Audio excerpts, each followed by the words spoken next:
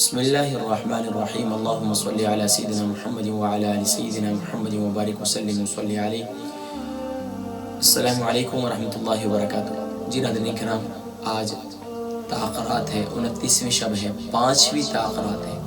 آخری تاخرات ہے۔ اس تاخرات میں خاص طور پر ہم سب نے اپنا محاسبہ نفس کرنا ہے۔ محاسبہ نفس اس بات پر کرنا ہے کہ ہم نے رمضان مبارک کو کیسے گزارا،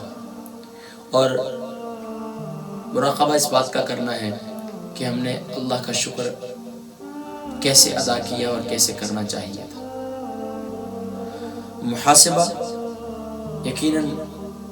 بزرگ امام غزالی رحمہ اللہ سے کسی نے پوچھا کہ نیک کون ہے؟ فرمایا سبحان اللہ کہ اگر اس کے سامنے دنیا میں کوئی ایسا منظر وہ دیکھتا ہے، کسی کو تکلیف میں دیکھتا ہے، کسی کو پریشانی میں دیکھتا ہے، کسی کو کسی حاجت کی طلب میں دیکھتا ہے، اور وہ اس کی حاجت کو پورا کرنے کے لیے، اس کو مشکل سے نجات دلانے کے لیے اس کے اندر رحم دلی کا جذبہ پیدا ہو جاتا ہے، مشکلات سے نجات دینے کے لیے کوشش کرنے لگ جاتا ہے، تو فرمایا کہ وہ اپنے آپ کو نیک لوگوں میں شمار کر لے۔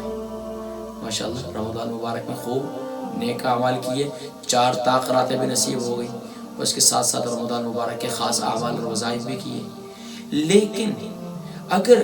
کسی کے لیے آپ کے اندر نیکی کا جذبہ نہیں پیدا ہو رہا، آپ ہر ایک کے بارے میں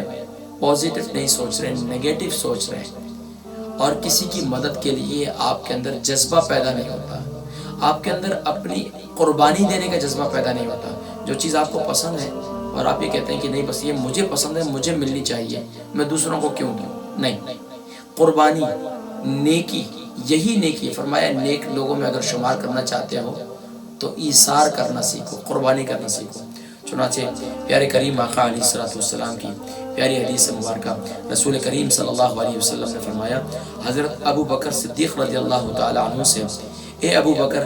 3 باتیں ہیں جو سب کے حق میں سب حق میں ہیں۔ فرمایا جو سب کی سب حق ہے، سبحان اللہ اکبر، یعنی جو سب کی سب حق ہے، یعنی سب کی سب جو ہے وہ بہتر ہے سب سے۔ نمبر 1، جس بندے پر کوئی ظلم کیا جائے اور پھر وہ محض اللہ کی رضا کے واسطے چشم پوشی کر لے، یعنی اس کو درگزر کر لے، تو بوجہ اس کے ظلم کے اللہ تعالیٰ اس کی مدد کرتا ہے۔ دنیا والے چاہے جتنا ظلم کرتے ہیں، جتنا کچھ کرتے ہیں، اللہ والے دیکھیں درگزر کرتے تھے، لیکن اللہ نے آج بھی وہ دنیا سے چلے گئے، ظلم کرنے والوں کا نام و نشان مٹ گیا۔ دیکھیں یزید کہاں گیا، حسین، سبحان اللہ۔ تو اس لیے فرمایا نمبر 1 دوبارہ ریپیٹ کر لیتا ہوں، جب بندے پر کوئی ظلم کیا جائے اور پھر وہ اللہ کے رضا کے واسطے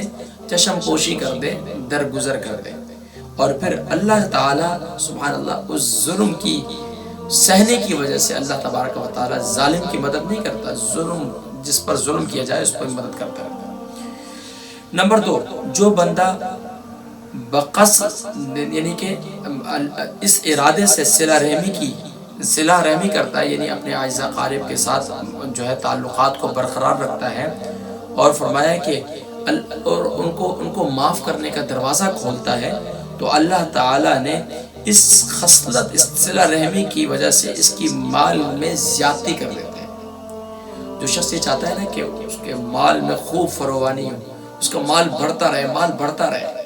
تو فرمایا صلہ رحمی کیا کرو، رشتہ داروں کے ساتھ ان کے ساتھ صلہ رحمی کرو، اللہ مالوں کو بہت بڑھا دے گا۔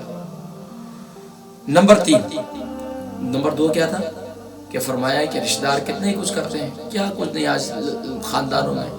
ہر ایک کے خاندان میں سارے معاملات ہیں، تو فرمایا کہ سبحان اللہ، اللہ تبارک و تعالی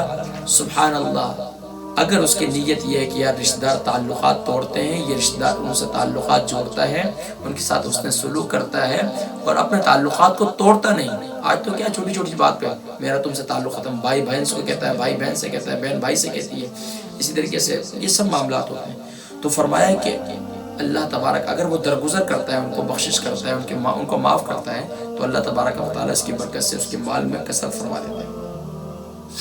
نمبر 3 فرمایا جو بندہ سوال کا دروازہ کھولتا ہے، دنیا والوں سے مانگتا رہتا ہے اور اس کا ارادہ یہ ہوتا ہے کہ اس کے مال میں کثرت ہو، مال میں بہت زیادہ مال بہت بڑھ جائے، تو اللہ تعالیٰ اس بری خصلت کی وجہ سے، اس سوال کی وجہ سے اس کی تنگ دستی میں اضافہ کرتے رہتے ہیں۔ دنیا والوں کے سامنے زیادہ ہاتھ نہ پھیلایا کرو، اللہ پہ چھوڑ دو، اللہ سبحان اللہ سب سے زیادہ دینے والا ہے۔ اور رمضان مبارک کی ہر رات میں اللہ کی بارگاہ سے منادی ندا دیتا ہے، کوئی ہے مجھ سے مانگنے والا؟ تو آج تو تاخرات آخری ہے، تو اس میں خاص مانگے اللہ سے۔ تو اس لیے فرمایا کہ سبحان اللہ یہ 3 باتیں، نمبر 1 جس بندے پر کوئی ظلم کیا جائے پھر وہ محض اللہ کی رضا کے خاطر اس کو معاف کر دے تو اللہ تبارک و تعالیٰ اس کی مدد کرتے رہتے ہیں۔ نمبر 2 جو اللہ تبارک و تعالیٰ کی رضا کی خاطر صلہ رحمی کا دروازہ کھول دیتا ہے، یعنی کہ ان کو معاف کر دیتا ہے، درگزر کرتا ہے اپنے رشتہ داروں کی ساری جو ہے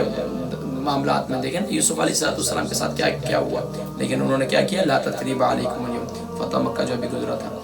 نمبر 3 جو بندہ سوال کا دروازہ کھولتا ہے، لوگوں کے سامنے ہاتھ پھیلاتا رہتا ہے، لوگوں سے سوال کرتا رہتا ہے، اللہ تبارک و تعالیٰ کو یہ خصلت یہ عادت اتنی بری لگتی ہے کہ دنیا والوں سے مانگتا رہتا ہے، اللہ سے مانگتا نہیں۔ تو فرمایا کہ اللہ پاک اس کی تنگ دستی میں اس کو مزید محتاجی میں ڈال دیتے ہیں۔ تو اللہ تبارک و تعالیٰ ہم سب کو محفوظ فرمائے۔ اور سبحان اللہ پیارے کریم آقا علیہ السلام کی سبحان اللہ پیارے آل بیت میں سے حضرت علی ابن الحسین زین العابدین رضی اللہ تعالیٰ عنہ سے روایت ہے کہ رسول کریم صلی اللہ علیہ وسلم نے فرمایا کہ آدمی کے اسلام کے حسن و کمال یہ بھی ہے کہ جو بات اس کے لیے ضروری ہے وہ فرمایا اس کو اپنا لے، اور جو بات بے ضروری ہے اس کو چھوڑ دے۔ من حسن اسلام المرء ترکہ ما لا یعنی، اس پر میں مزید کسی موقع پہ بات کروں گا۔ اللہ تبارک و تعالیٰ آج 29ویں شب ہے، ہمیں 29ویں شب کی برکات نصیب فرمائے۔ 29ویں شب کیسے گزارنی ہے تو آپ یاد رکھیے، غروب آفتاب کے بعد جو ہے 29ویں شب شروع ہو جائے گی، مغرب کی نماز ادا کریں گے 73 ٹائم اللہم اجرنی من النار، اور 11 ٹائم اللہم اجرنا من النار، وہ عمل کریں گے۔ اس کے بعد آپ یہ اس کو بعد میں بھی مؤخر بھی کر سکتے ہیں۔ اس کے بعد جو آپ نے خاص عمل کرنا ہے وہ آپ نے یاد رکھیے آخری تاخرات ہیں، تو آخری تاخرات میں آپ نے سب سے بہترین عمل جو ہے وہ ہر 2 گانا کے بعد، یعنی اوابین پڑھیں، اور ہر 2 گانے کے بعد آپ جو 21 بار سورۃ القدر پڑھیں، 21 بار سورۃ القدر، پہلی 2 رکعت کے بعد، پھر دوسری رکعت کے بعد بھی 21 بار پڑھیں گے، اور تیسرے کے بعد بھی 21 بار پڑھیں گے۔ یہ ہے مغرب کی نماز کے بعد کا عمل۔ اس کے بعد جو ہے عشاء کی نماز پڑھیں گے، اور عشاء کی نماز کے بعد آپ جو ہے اللہ تبارک و تعالیٰ کا سبحان اللہ پیارا نام، سبحان اللہ بہت پیارا نام ہے اللہ تبارک و تعالیٰ کا، اور اس کی برکت سے سبحان اللہ جسے تسبیح ملائکہ بھی کہتے ہیں، سبحان اللہ کیا کہتے ہیں، سبحان اللہ، پاک ہے وہ ذات، یہ اللہ کا بہت پیارا نام ہے، اور سبحان اللہ کو بہت پسند ہے جب ایمان والا کہتا ہے سبحان اللہ۔ اور حدیث مبارکہ میں کہ اللہ کریم ایک درخت لگا دیتے ہیں جنت میں، اور وہ جنت میں جب ایک درخت لگتا ہے، فرمایا ایک دفعہ سبحان اللہ کہنے کی برکت سے اللہ کریم سبحان اللہ، وہ جو عربی گھوڑا ہے اگر اس درخت کے سائے کے نیچے 100 سال بھی دوڑتا رہے تو پھر بھی درخت کا سایہ ختم نہیں ہوتا۔ تو آپ نے ایک تسبیح سبحان اللہ والحمد للہ ولا الہ الا اللہ، 12 بتا، سبحان اللہ والحمد للہ ولا الہ الا اللہ واللہ اکبر، سبحان اللہ والحمد للہ ولا الہ الا اللہ واللہ اکبر، ایک تسبیح پڑھنی عشاء کی نماز کے بعد۔ یہ تھے خاص عمل، اور باقی ماشاءاللہ عشاء کی نماز کے بعد ظاہری بات ہے تراویح کا اہتمام ہے، تراویح کا اہتمام کریں۔ پھر میں نارمل جیسے کہتا ہوں، پھر آپ کمر سیدھی کر لیں، تھوڑی سی آنکھ لگانے کی کوشش کریں، لیٹ جائیں، پھر اٹھیں تہجد کے لیے، تہجد کا اہتمام کریں۔ تہجد میں آپ نے خاص طور پر اب آپ نے 12 رکعت نماز نفل پڑھ لیں، اگر وقت ہے تو 12 رکعت، نہیں تو آپ 6 بھی پڑھ سکتے ہیں، 4 بھی پڑھ سکتے ہیں، جتنے آپ کو توفیق ملے۔ تو آپ نے ہر رکعت میں پہلی 2 پڑھ لی ہیں، اس میں 11 بار سورہ اخلاص پڑھنی ہے، 11 بار کا ٹائم نہیں ہے تو 3 بار پڑھیں، 3 بار کا ٹائم نہیں تو سورہ اخلاص 1 بار پڑھ لیں۔ دوسری میں یعنی کہ چاروں خل پڑھ لیں، پھر دوسری میں آپ نے کیا پڑھنا ہے، یعنی کہ آپ نے سورہ فلق پڑھنی ہے، یعنی 2 رکعت میں، پھر اسی طرح تیسرے 2 رکعت پڑھیں گے تو اس میں سورہ ناس پڑھنی ہے، آخری پڑھیں گے تو اس میں سورہ کافرون پڑھنی ہے۔ تو یہ آپ کے 6 رکعت نماز نفل ہو جائیں گے۔ تو اللہ تبارک و تعالیٰ، اور باقی پھر جو ہے اس کے بعد یعنی کہ سحری کی دعا، لا الہ الا اللہ، لا الہ الا اللہ، سبحان یہ ہے نا لا الہ الا اللہ والحی لا الہ الا اللہ والحی القیوم القائم علی کل نفس بما کسبت، سحری کی دعا، اس کو بھی پڑھنا ہے. اور اس کے بعد جو ہے پھر آپ کا یعنی کہ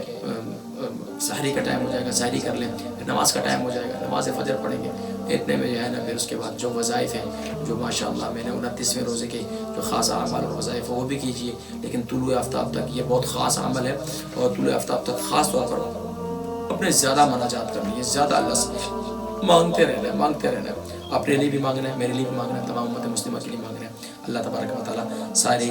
کو ماشاءاللہ سارے اعمال قبول فرمائیں. اگر 29واں روزہ ہوا، 29واں روزہ تو ہوگا، 28 تو ہوتے ہی نہیں ہے، یعنی کہ انشاءاللہ پھر اگر 30ویں رات آئی تو انشاءاللہ وہ کیا ہوگی، وہ لیلۃ الجائزہ ہوگی، انعام کی رات، چاند رات ہوگی. وہ چاند رات کیسے گزاریں، انعام کس کس کو ملے گا، کون کون خوش نصیب ہوں گے، اور اس کی کیا برکات ہوگی، لیلۃ الجائزہ کیسے گزارنی ہے، اس سے متعلق انشاءاللہ اگلے نشست میں ذکر کروں گا. اللہ تبارک و تعالیٰ 29ویں روزے کے خاص اعمال اور وظائف کے بعد انشاءاللہ اس کا بھی ذکر ہوگا. اپنی دعا میں یاد رکھیے انشاءاللہ سلسلہ یادگار رمضان میں یہ ساری نشستیں ہم لے کے چل رہے ہیں. اللہ تبارک و تعالیٰ آپ کی میری تمام کاوشوں کو قبول فرمائے. السلام علیکم ورحمۃ اللہ وبرکاتہ.